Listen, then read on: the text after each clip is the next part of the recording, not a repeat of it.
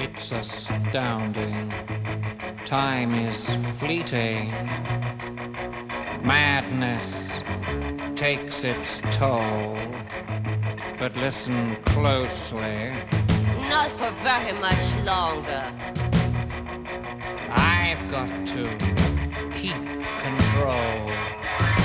I remember doing the time war. Good day to you, travellers. I thought I'd do a series of clips about 5D and what it means to us and our world. There's a lot of talk about 5D lately, the fifth dimension, moving into the fifth dimension, because it seems like Starship Earth and her crew are about to go into the fifth dimension from the one we're presently in. And as we know in Star Trek, when they go into warp drive, time functions differently when you're in that state. There's a lot of confusion evident about dimensions. When you look around the internet, people talking about the move into 5D. A lot of people have got a few things muddled with it, so I thought I'd make this little clip and clarify it once and for all very plainly. It's not that hard to understand once you get the hang of it. Why is the confusion around? I think it's largely because of the school system.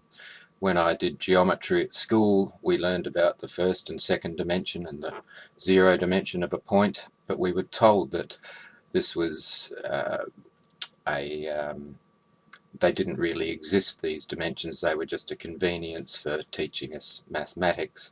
And at school they also told us that we live in a three-dimensional world. Well, this was for convenience. It wasn't a plot or anything. It's because the objects and ourselves and things in the world around us look three-dimensional, we for convenience call them three-dimensional, but really because we live in a three-dimensional world moving through time, we're presently in a fourth-dimensional world. Consider this too about the zero, first and second dimension that our school teachers said didn't really exist. They were just a concept to help us in maths. Well, in fact, the zero dimension does exist. A black hole is a singularity. It has no measurable dimension. It exists in 0D, yet it's a very real and the most powerful force in the universe that we know. So if zero dimension turns out does in fact exist and can be a very powerful place, why would we assume that the first and the second dimension don't have a real existence? In fact, many people call the second dimension place the astral plane, but we may get onto that later. It's not really on the topic here. Well, let's look at these dimensions. We'll start with the naught dimension, the zero dimension. It's just a point. It's fixed, it can't move, it's stuck, and it has no width, no height, no depth. It's just a fixed point in time. That's zero dimension. There's no measurable dimension in it. Then we go to 1D. 1D is like a point that can move just in back and forward in one direction. And if we have a inverted commas enlarged look at it, we can see that there's one measurable dimension in 1D, but it's a line, but the line has no thickness, so there's only one measurable dimension in 1D. Then we go to 2D, where we add another physical dimension on, and we can move in two directions in 2D. It could be likened to a sort of sheet of flat paper world or something. In 2D we can have a circle, a triangle, a square, flat kind of objects like that can be measured in two directions but have no depth in the third dimension. 3D, of course, you know a lot of this stuff already.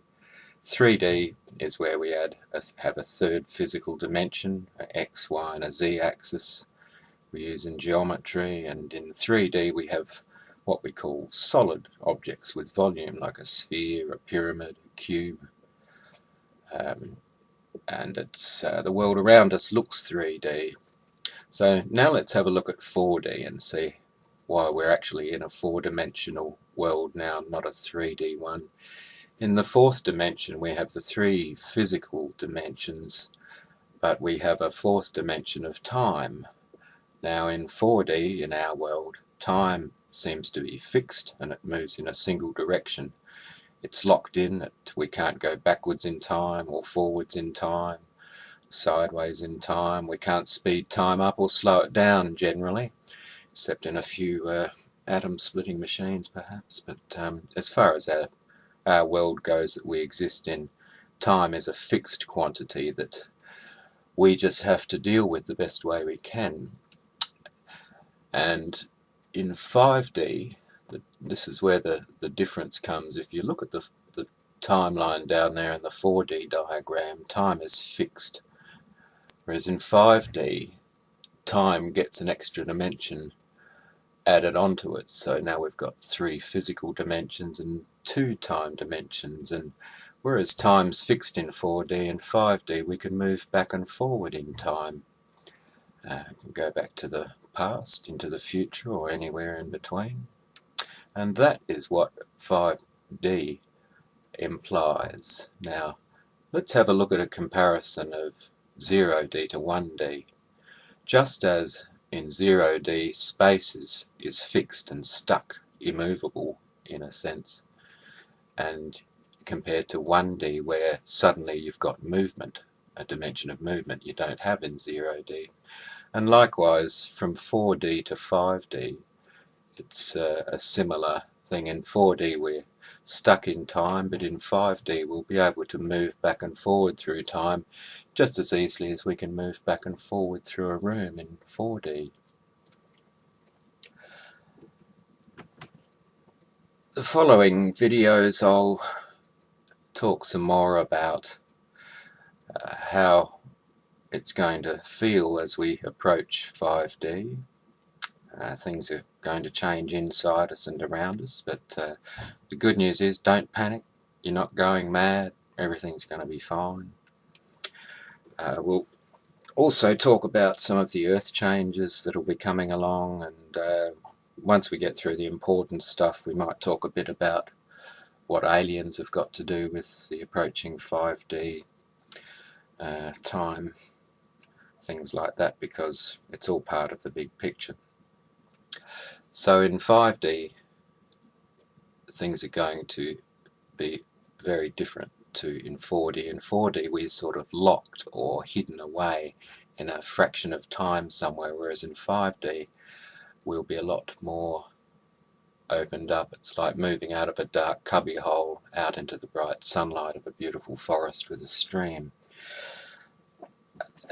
Moving into 5D has several implications for us. I'll give you one example of what we'll be talking about in future clips.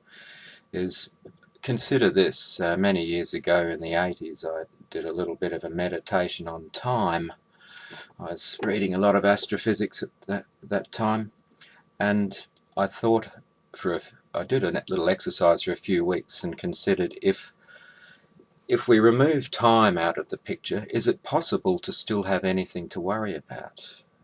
I was feeling pressure from finances, relationships, all that kind of thing, and had worries in my life, and I thought about each of the worries I had, the things that bothered me, and I thought if you take time out of the equation, like dying for instance, well, dying is where you get to a point in time, fixed time, where you leave this dimension. Whereas if time isn't fixed any longer, dying ceases to be an issue, as does mortgage repayments, because they're all fixed into time. Every month you have to come up with the money. Whereas in a more flexible time where we can move through time, once again, if you have a good think about it, think of any problem you've got and remove time from the picture, and you'll find that the problem just vanishes, evaporates into thin air. So 5D will be a much happier place to live in than 4D has been, and I'm looking forward to it.